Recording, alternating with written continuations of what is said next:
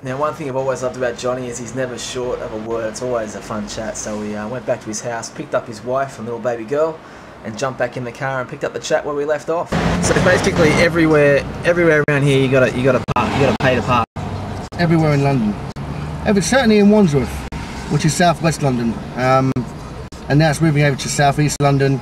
There isn't a place I know in London where you don't have to pay to park, as well as paying your road taxes and, you know, everything else, council tax, you know.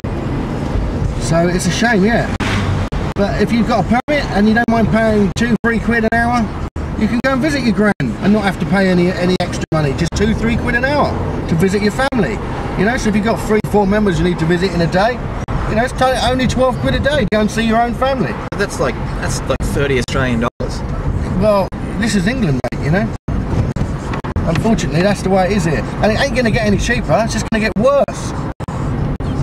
Because while they're generating £500 million profit out of one borough in London, I don't know how many boroughs there are, there's a few, it tells me that there's something seriously wrong in our society. All about money. You know? It means that, like, if you're an old lady and you relied on someone to pop in and see if you're alright, girl, you know, make you a cup of tea, change your ass, you know what I mean? You ain't going to get that now. You're going to get social services doing that instead, and they're going to send in some Nigerian whose culture doesn't quite blend with yours. You will have a disapproval, and they won't want to clean you, you know?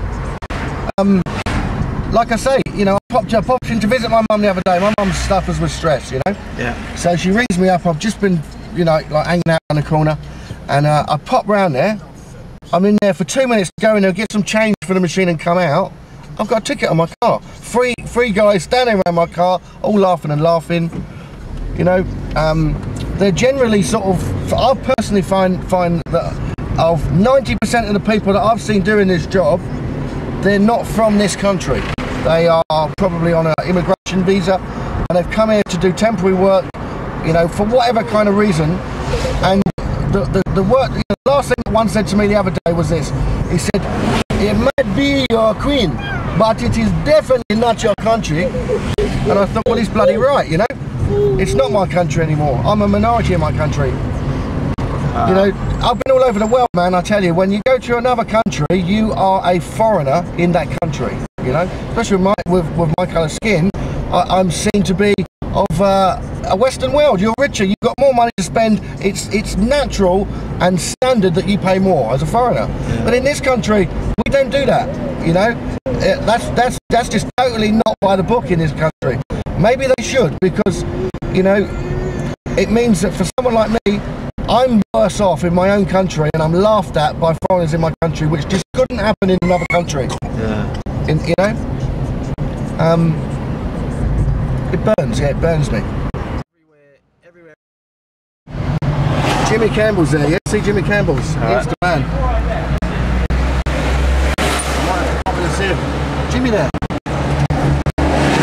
This is well worth it. I love this. Really? Yeah, so after all the talk of parking fines and what have you, we made a little turn off the road and parked illegally, and then went inside to meet one of Johnny's mates.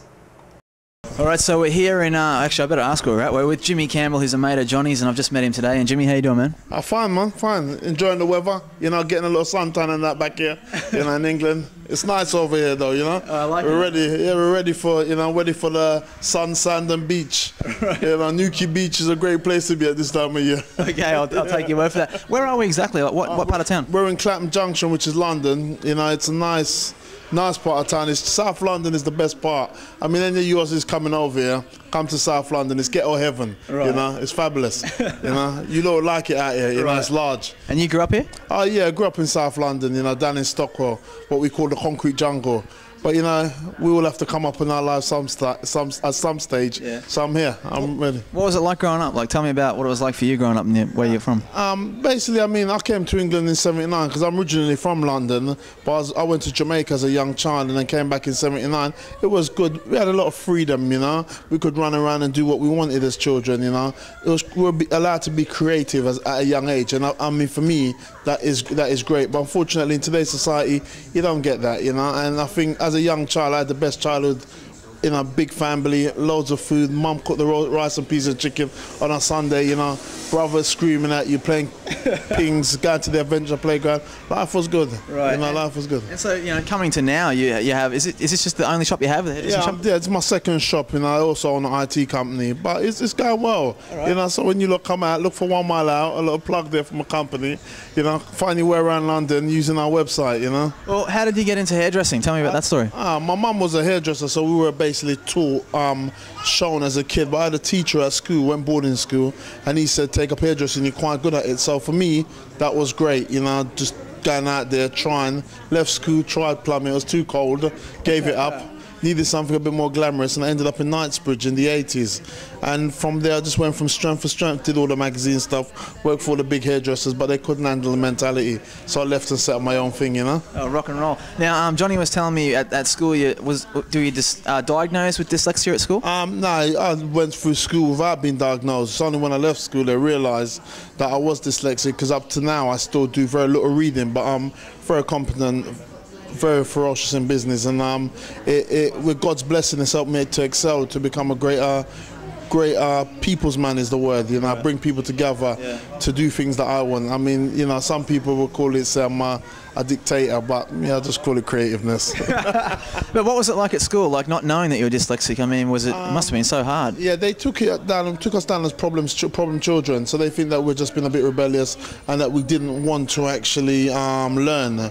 But because it was, even now in today's society, it's not really that well known about, you know, and they're getting better and better, but there's still kids being passed through the system, and there's still adults that are walking around who they should actually try and go out and help, you know. For me, you know, I said God really was shining down on me, because I opened a shop when everybody thought it was impossible, and I brought 2 companies together, you know, and I keep giving thanks to him, you know, because every time he says knock and it should be open, seek and you should find, and I keep finding, you know, so it's great. Nice, man. And what do you know about Australia? What do I know about Australia, man? Listen, hold on, surf, baby, you know, yeah. I just want to get out there, I want to get on some waves, get myself a Winnebago, you know. Listen, I'm not into this city place, you know. Just put me on a beach somewhere. I'll be the first black beach bum in Australia, real proper, you know. Off of Jamaica, that is, you know. It's alive, you know. So, you know, you guys, you know, I'll tell you what, don't worry. Time when, you know, sorry, that was a wave I was just catching. Yeah, so time will come, you know, we'll have the weather will change out here, we get a bit more waves, you know. I've got a lot of clients from the around that kind of part of the world, and they love, you know, they said Jimmy Campbell should be in Australia, you know, but time will come, you know. But I really think Australia's getting better and it's getting ready to embrace the type of person I am, you know, and I'm large in life, you know. Nice, man. So what would be the dream for Jimmy Campbell, or are you already living it? My dream would be to have a universal kind of intermingle with people. I like everybody to just be friends.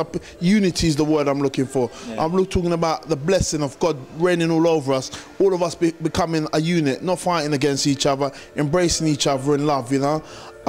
First, what I look at in people, you know, I said, John, you know, to me, I've met him, we've traded, we don't have to have money, we just love each other's companies, you know, and it's the same with business. All the Aussies and New Zealanders, Africans, you know, Somalians, wherever they come into the Jimmy Campbell shop, they have the Jimmy Campbell experience, you know, and that's just love and unity. And that, you know, to me, one thing I can say to you, seek, and he's sure you shall find, and it's all there. God tells us all, you know, and it's as real as it is, you know. It's not pretending. You can achieve anything, you know, as long as you get your blessing. Yeah, man. Yeah? Well, it's nice to meet you. And you too. And I hope your show, you know, you're a great man. I've met you in a short while, and I'll tell you what, you know, this man is the bum. Yeah, you lot support him. Yeah, all right. Rock on, man.